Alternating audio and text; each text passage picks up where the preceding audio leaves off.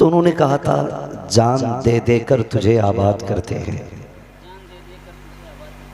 जान दे देकर तुझे आबाद करते हैं। अगला मिसरा था जान दे देकर तुझे आबाद करते हैं, ऐ शहर खामोशा तेरी वीरानी नहीं जाती। ये इस तरह कुछ हजरत ने कहा था तो ख्याल आया वाकई बस्तियां वीरान हो रही हैं और कब्रिस्तान आबाद होते जा रहे हैं, और बस्तियों की तरह ठीक हमारे दिल भी वीरान हो रहे हैं। हम अपनी नाकामियों की जिम्मेदारी किसी और के सर पे डाल देते हैं। बहुत आसान होता है कोई भी खता करके गलती करके ये कह के गुजर जाना कि ये उसकी वजह से हो गया। लेकिन मेरे दोस्त, मेरे अजीज, अगर ठोकर आपको लगी हो ना तो फिर अपनी आंखें चेक करें। अगर खाई में हम गिरे हैं ना तो फिर अपनी अकल से सवाल करें। अपनी नाकामी की जिम्मेदारी किसी पे डाल करके यूं ही आगे नहीं बढ़ा जा सकता। क्या दिल पे हाथ रख के फैसला करें, क्या रब से हमारे वैसे ही रिश्ते हैं जैसे होने चाहिए? हमारे दिल में अपने रब का वही प्यार है जो होना चाहिए? अगर ये दूरियां हैं तो फिर क्यों हैं? हम तो एक बात जानते हैं, इश्क की तारीफ जब पढ़ी तो समझ में बात आई कि हमारे दावे झूठे हैं। इश्क की तारीफ है अल इश्क हुवा नारुन फिल कुलूब तुहरिकु मा सिवल महबूब। इश्क वो आग होती है जो महबूब के अलावा हर चीज को जला के खाक कर देती है। मैं अभी हाथ उठवाऊं या कोई मुझसे भी हाथ उठवाए तो शायद रब की मोहब्बत पे मैं हाथ उठा दूं, आप भी उठा दें, लेकिन खुद से हम पूछें क्या हमारे दावे सच्चे? क्या हम जो ये कह रहे हैं हमारा रब से प्यार सच्चा है, क्या हम यहां ठीक है? मैं एक बात मुझे याद आई, ये हमारा रब से रिश्ता तो बहुत मजबूत है। खालिक और मखलूक के रिश्ते से बड़ा कौन सा रिश्ता होगा? आबिद और माबूद के रिश्ते से बड़ा कौन सा रिश्ता होगा? बहुत बड़ा रिश्ता हमारा है, लेकिन इस रिश्ते के बीच में कुछ दीवारें आके खड़ी हो गई। बहुत गौर से मेरी बातें सुनने की कोशिश करें। कुछ दीवारें आके खड़ी हो गई, या तो वो रस्मों की दीवारें हो या हालात की दीवारें हो, और या फिर मौलाना दौर ही ऐसा आ गया है। याद रखिएगा, कोई हाल, कोई दौर और कोई मजबूरी ऐसी नहीं होनी चाहिए जो हमें हमारे रब से दूर करे। शुक्र अल्लाह का, हम वलियों को मानते हैं कि नहीं? मानते हैं। अगर जाग रहे हो तो बोले मानते हैं कि नहीं मानते? क्यों? उनके 8 हाथ पैर हैं, 4 आंखें हैं, 2 सर हैं? नहीं ना, सिर्फ इसलिए मानते हैं कि उन्हें रब को मनाने का तरीका आया करता है। उन्हें रब को मनाने का तरीका आता है। हमने भी कहा मालिक बेटा दे, आपने भी कहा मालिक बेटा दे, लेकिन लगा के दुआएं मकबूल नहीं हुई। किसी अल्लाह वाले की चौखट पे गए, कहा आप दुआ करें अल्लाह बेटा दे दे। उन्होंने मुस्कुरा के कहा जा रब तुझे बेटा देगा। फिर साल गुजरा, रब ने बेटे की खुशखबरी अता फरमा दी। ये होता क्या है? सच ये है कि इन्हें रब को मनाना आता है, हमें रब को मनाना नहीं आता। या तो वो हमारी मानता की नहीं, या वो हमें मनाना नहीं आता। कभी ये मत कहना वो सुनता ही नहीं, खुदा की कसम वो सब की सुनता है। वो तो कुरान में ऐलान करता है हम तो इंसान की रगे जान से भी ज्यादा करीब हैं। जब तुम पुकारते हो हम जवाब भी देते हैं। कभी ये मत कहना वो सुनता नहीं, वो सुनता सबकी है। कबूल किसकी करनी है ये फैसला वही करेगा। मेरे अजीज, बहुत दूरियां हो गई, बहुत फासले हो गए। कभी खुद से सवाल करें खड़े होकर आईने के आगे, क्या हम ही हैं वो जिन्हें हुजूर ने अपनी उम्मत में शामिल किया? क्या हम ही हैं वो जिनके लिए हमारा नबी रातों रात सजदों में सर रख के रोता रखा? मुझे बताएं, जब हराम के लुक़्मे मुंह के करीब आए ना, एक बार सोच लिया करो, मेरे नबी ने पेट से पत्थर बांधे लेकिन कभी हराम को हाथ नहीं लगाया। जब भी किसी का दिल दुखाने का ख्याल आ जाए और किसी को छोटा दिखा करके दिल खुश होता हो ना, तो सोचना कि तू भी हमेशा के लिए नहीं आया, तू भी हमेशा के लिए यहां नहीं आया। और ये इज्जतें तेरा सिर्फ मुकद्दर नहीं है। अल्लाह जिसे चाहता है इज्जतें देता है, जिसे चाहता है जलील कर देता है। उसकी हुकूमत में किसी का अमल दखल नहीं है। एक एक कदम हमें संभल के उठाना है। हमारे इश्क के दावे खोखले, वरना प्यार जानते हम तो कहते हैं मेरा भी जी चाहता है कि सब कुछ लुटा दूं रब के नाम पे, मगर है नहीं इतना। अल्लाह इतना दे दे कि मैं खूब लुटाऊं।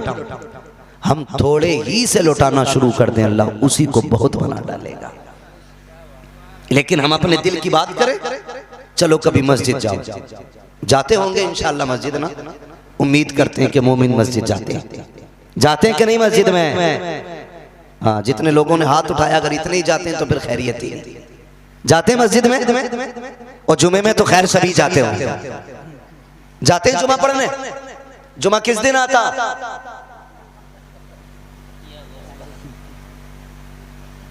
किस दिन आता है जुमा? अरे यार, जुमेरात के बाद जुमा आता है, समझ गए ना? जुमेरात के बाद जुमा आता है, वही दिन जिसमें सुबह उठते की नमाज की तैयारियों की एक लहर होती है।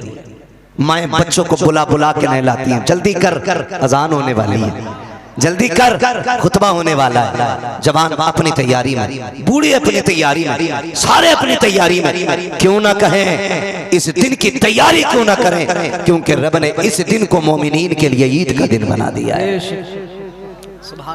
अब तो जितने ईमान कमजोर होते जा रहे हैं ना, उतनी तैयारियां कमजोर होती जा रही हैं। वरना हम बचपन में देखते थे, बचपन में जुमे का दिन आया, सुबह आंख खुली तो नल के आगे मिलते थे, होश आता था तो भीग चुके होते थे। क्या हुआ? अम्मी चप्पल पास रख के खड़ी है, जल्दी नहा, जुमा आज। ये दौर भी गुजरा है। आज कमजोरियां हो गई, हमारे पास इतना वक्त नहीं रहा कि हम अपने रब के लिए वक्त निकाल सकें। अल्लाह, ये सारे उलमा बैठे, पूरी जिम्मेदारी के साथ कहता हूं, अजान हो जाए फिर कुरान कहता फिर दौड़ो मस्जिद की तरफ। और हम अरे अभी तो अजान हुई है, अभी तो बैठो यार, अभी तो खुतबे की आवाज आएगी, इमाम साहब माइक में पढ़ते हैं खुतबा। यही देख के घड़ी लगाते रहते। दुकान वाला दुकान बंद करने तैयार नहीं। वो छोड़ो, दुकान तो बहुत बड़ी बात है, चाय वाला फट्टा बंद करने तैयार नहीं, मोबाइल वाला मोबाइल बंद करने तैयार नहीं। एक न्यूज और रह गई है, ये और देख लें, किसकी सरकार बन रही है, कांग्रेस की है कि बीजेपी की है? ओ भाई, ये तो बनने बिगड़ने वाली चीजें हैं। आखिरत की तैयारी करें, आखिरत की तैयारी करें। अजान हुई, अब भी काम में लगे रहते। और अल्लाह माफ करे, जो जितना बड़ा अमीर है ना, वो उतना ही बड़ा खां साहब बन के मस्जिद में जा रहा है। कलफ लगे कपड़े, ऊपर का बटन खुला हो और यूं आएगा मस्जिद। खुदा के बंदे किसी के बाप की बैठक में नहीं, खुदा के घर में जा रहा है। कहता नमाज तो बतेरी पढ़ी लेकिन दिल नहीं लगता अभी नमाज में।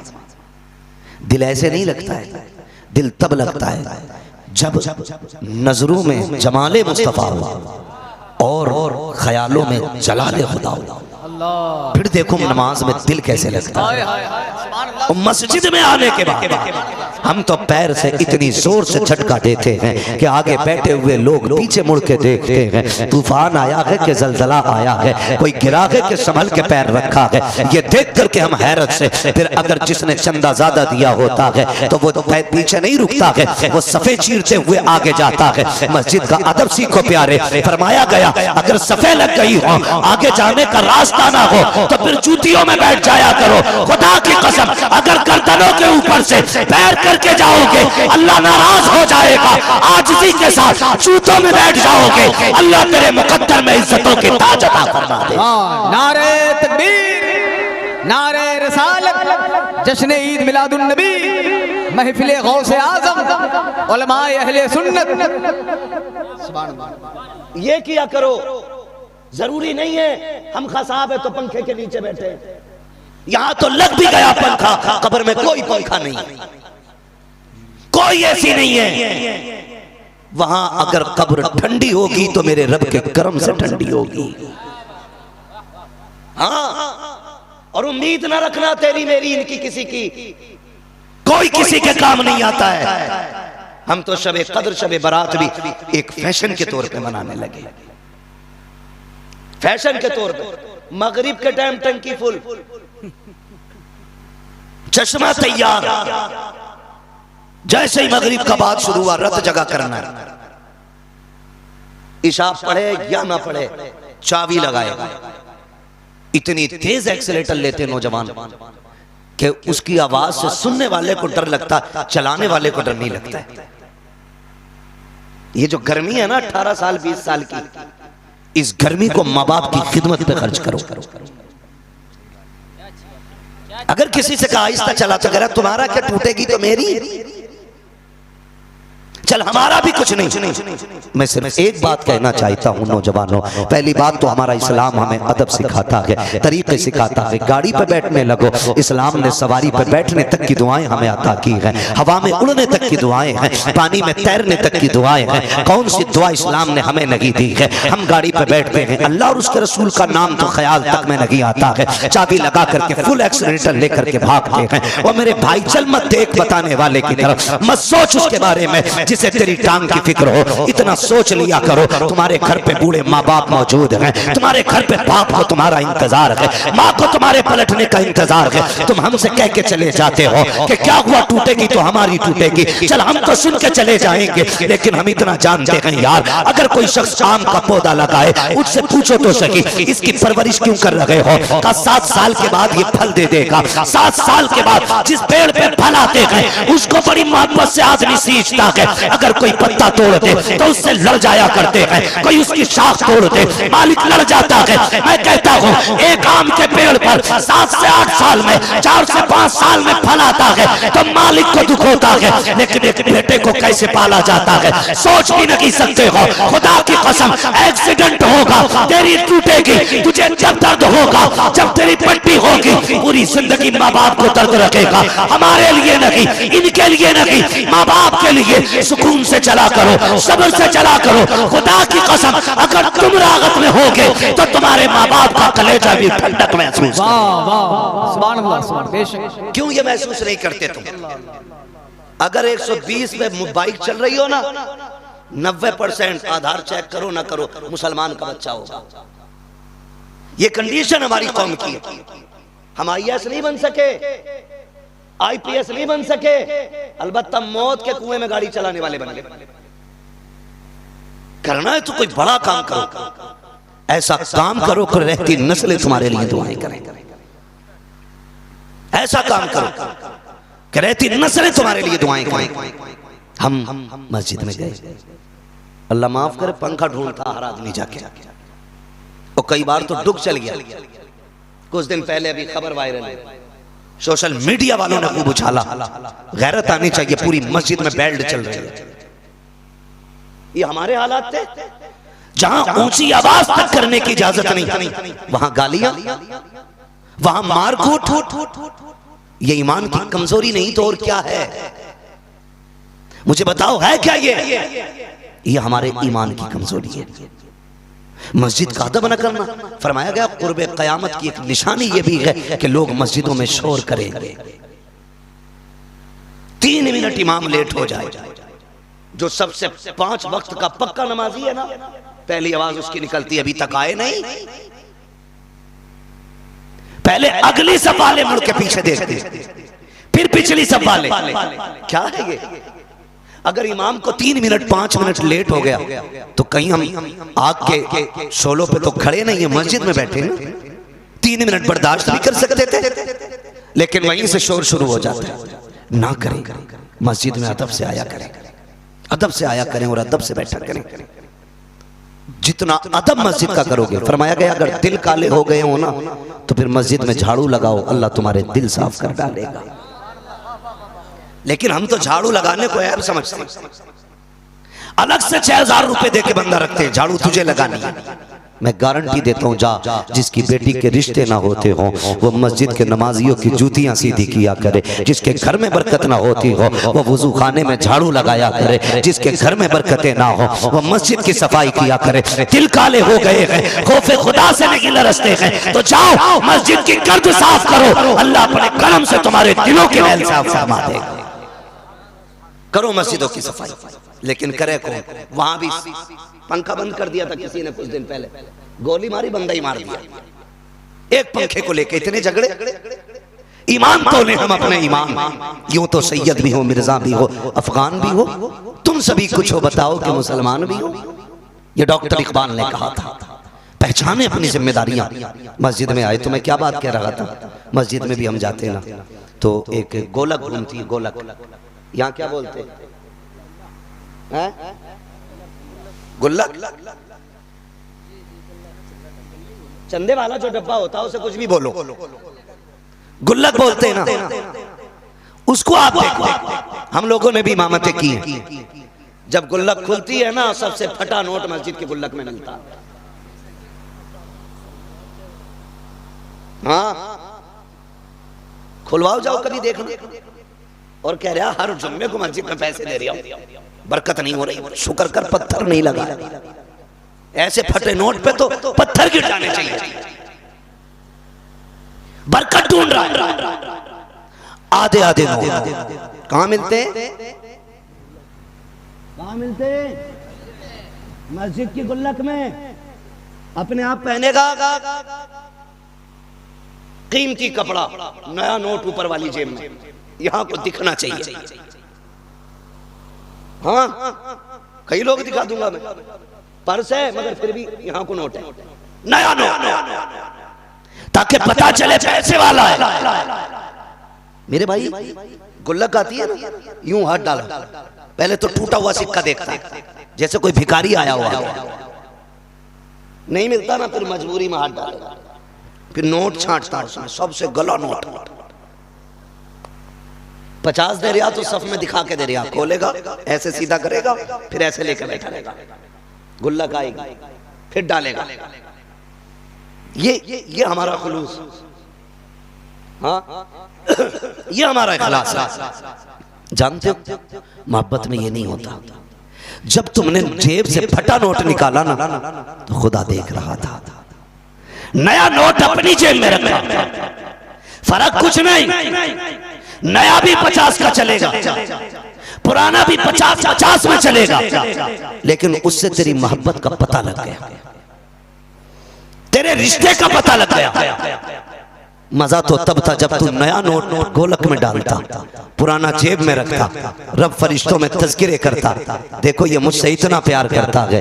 नोट दोनों ही एक से थे, लेकिन गला खुद ने लिया है, नया मुझे देके जा रहा है। ये करना चाहिए था, लेकिन ये नहीं हुआ ना, तो फिर बरकत किधर मिलनी है। मुझे एक बात याद आई, बाबा फरीद गंजे शकर रहमतुल्लाह तआला अलैह, सुना है ना? क्या नाम है? बाबा फरीद, सारे बोले बाबा फरीद गंजे शकर रहमतुल्लाह तआला अलैह। आपका एक देहाती मुरीद था, क्या था? वो पीर थे और उनके मुरीद थे, आज पैर है और इनके मरीज हैं। हाँ कौम को एक बड़ी बीमारी ये भी लग गई, हजूर का ही करम है। एक बार नहीं कह रहा, खुदा का करम है, हजूर का ही करम है।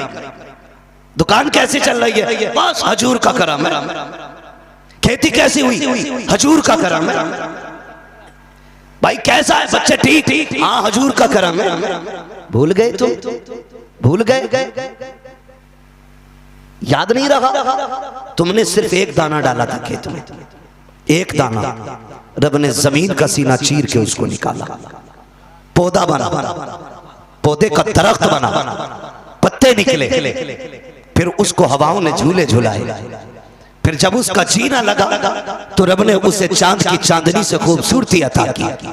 जब शबनम ने उसका मुंह धोया तो सूरज की किरणों से उसके मुंह को साफ किया गया।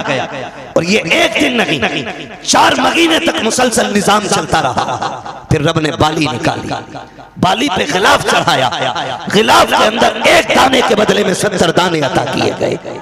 और 70 दाने भी इतनी सेफ्टी के साथ कि तुम 500 का नोट उतना संभाल के नहीं रखते जितना रब ने गेहूं का एक दाना संभाल के रखा है। तुम 50,000 की गड्डियां उतनी संभाल के नहीं रखते हो जितना रब ने चावल को धान के कबर के अंदर पैक किया है। 1000 बारिशें आके चली जाए लेकिन चावल तक पानी नहीं पहुंचता है। 1000 तूफान आके चले जाए लेकिन गेहूं का कबर इतना मजबूत है कि उसके अंदर पानी नहीं पहुंचता है। मुझे बता तो सही, ये हिफाजतें किसने दी थी? ये बरकतें किसने दी थी? जब फसल अच्छी होती है तो कहते हो मैंने दवा अच्छी डाली थी। पीर के पास से डोरी लेके आया था, उसने पानी पड़ के दिया था, तब खेती अच्छी हुई है। जब तूफान में आके खेती मारी जाती है कहते हो हालात ने मार डाला है, मौसम ने मार दिया है। और तुम्हें खुदा का वास्ता नुकसानात को सिर्फ खुदा की तरफ करते हो, बरकतों को पीरों की तरफ करते हो। जब फसल अच्छी हो तो ये कहा करो कि रब के करम से हो रही है, नुकसान हो जाए तो कह दिया करो मेरे अमल की वजह से हो गया।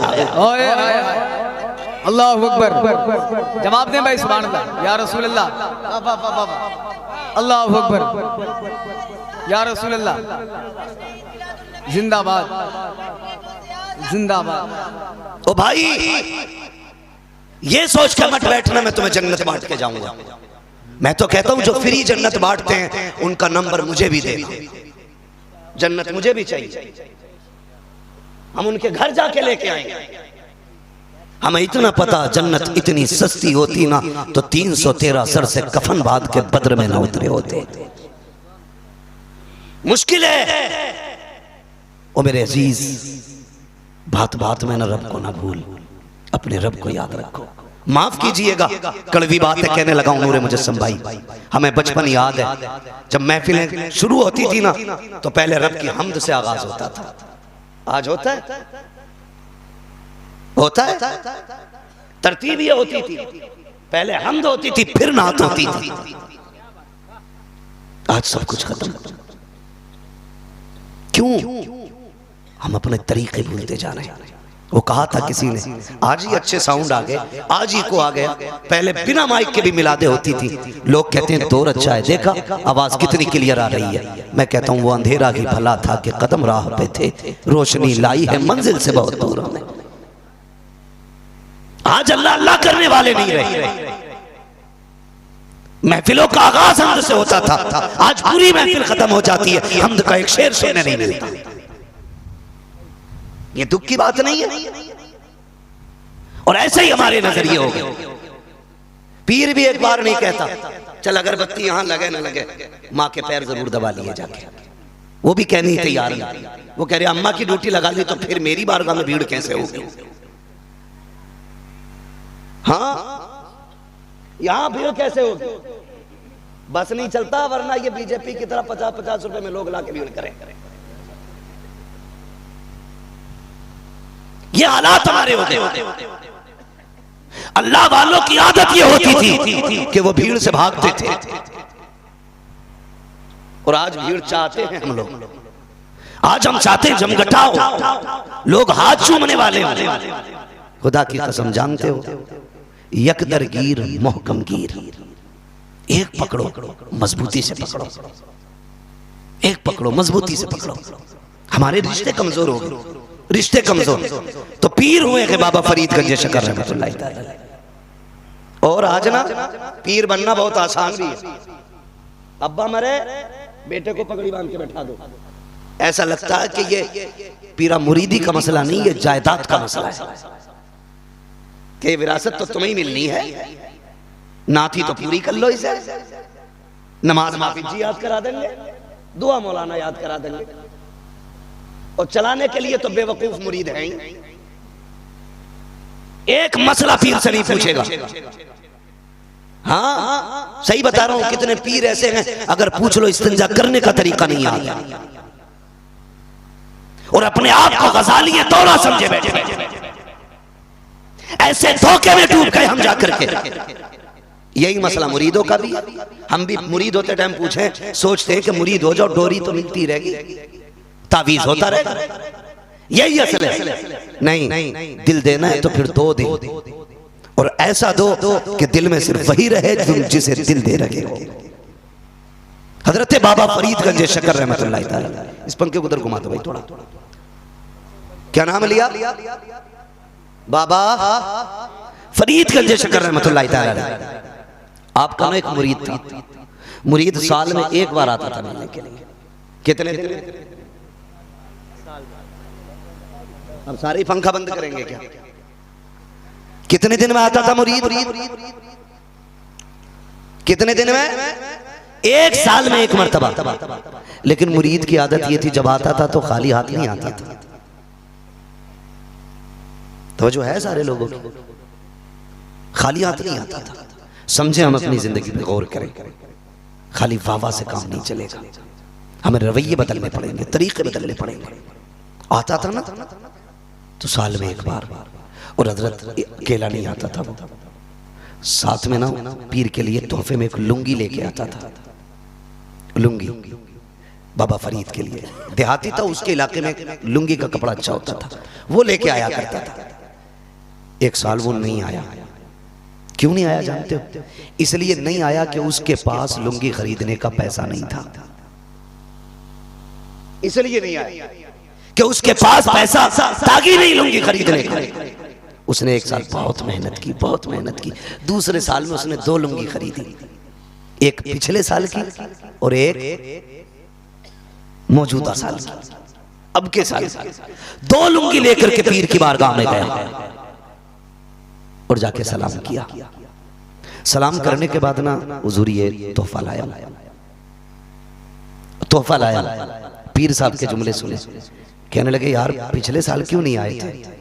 कहा हुजूर आप तो जानते ही गरीब हूं मैं, और लुंगी खरीदने के पैसे नहीं थे, इसलिए मैं पिछले साल आया ही नहीं। तो आपने ना लुंगियां ली, और लेने के बाद दोनों एक जगह रखी और उनमें आग लगा दी। क्या किया? बोले जरा, समझ रहे हैं ना क्या किया? आग लगा दी। जब आग लगाई मुरीद तड़प गया, सरकार क्या पसंद नहीं आई? हजरत मैं तो इस बार बहुत अच्छी लेके आया था, सरकार बताए ना क्या आपको इसका रंग अच्छा नहीं लगा या कपड़ा अच्छा नहीं लगा? सरकार इसमें आग क्यों लगा दी आपने? अल्लाह अकबर। बाबा फरीदगंज शकर की आंख में आंसू आ जाते हैं, कहते हैं यार तुझे पता है 1 साल तेरी जुदाई में कैसे कटा है? तेरी 1 साल तक इंतजार किया मैंने, जब तुझे आना था तू नहीं आया, फिर उसके बाद तेरी दूरी का दर्द इतना बढ़ गया कि इतनी मुश्किल से ये वक्त कटा है, और तूने ये बताया कि ये लुंगी नहीं खरीद पाया इसलिए तू नहीं आ पाया था। उसने कहा यार मैं आज कानून बना रखा हूँ, इस लुंगी की वजह से तू 2 साल के बाद आया है।